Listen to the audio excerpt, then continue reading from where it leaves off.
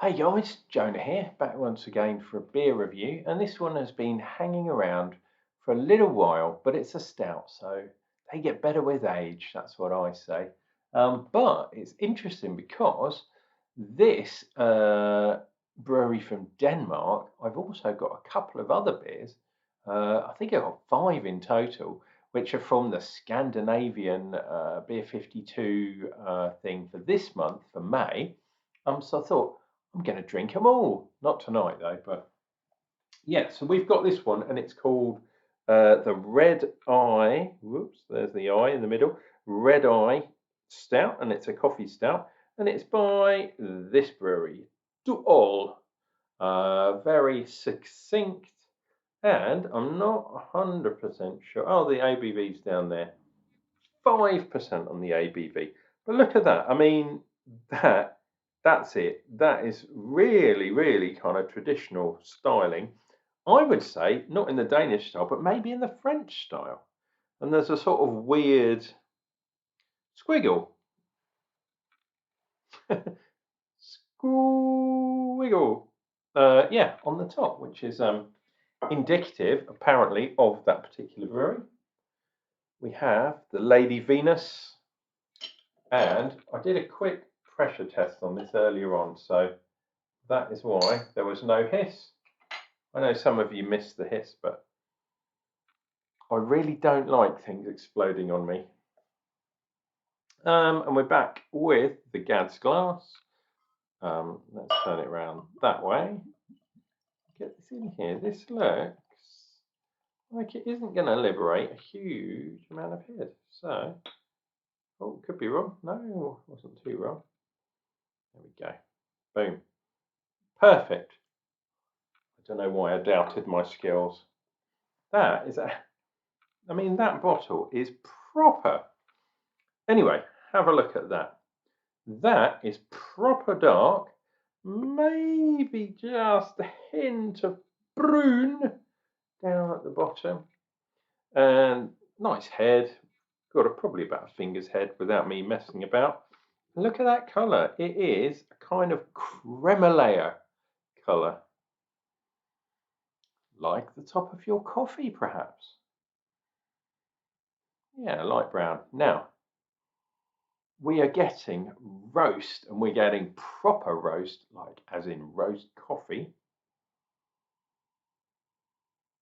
Dark, roast, gritty, just the way a stout should be, in my opinion. There are sweet stouts as well. I don't mind a sweet stout now and then. Wow, it gives a lot of information in a huge amount of different languages.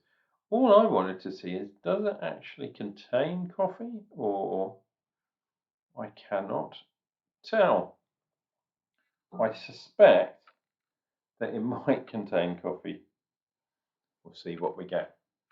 Anyway, cheers and beers, guys. As you can tell from my attire, this is a school night, so shh, don't tell anyone. I'm going to nab some of this.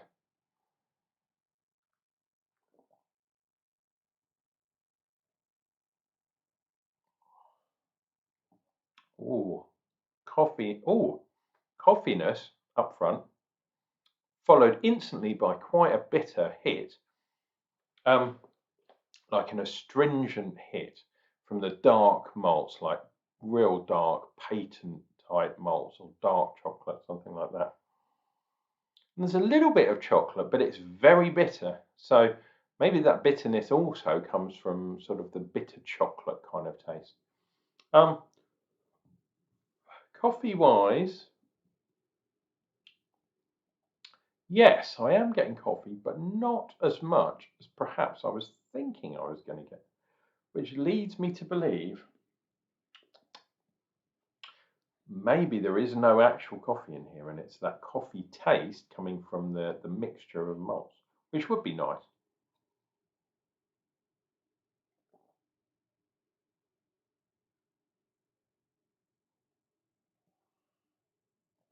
Oh, yeah, bitter. There's no soft coating this one. This is full on boom. A little bit watery. So I would not be surprised if this does not contain things like wheat or oat or something like that. I think this is pure malt. I'm just using different types of malt to get that kind of that bitterness. Wow, you know, if you get a coffee bean, you've probably done this, whether sober or drunk, you get a coffee bean and you decide to eat it. You crunch it and you get this bitterness and it coats your mouth. This is not as bad as that. It is reasonably watery, and at 5%, I would imagine it's probably been watered down a touch. But yeah, wow. There's no taste of hops in here at all. There probably are hops in here, but yeah, nothing to taste.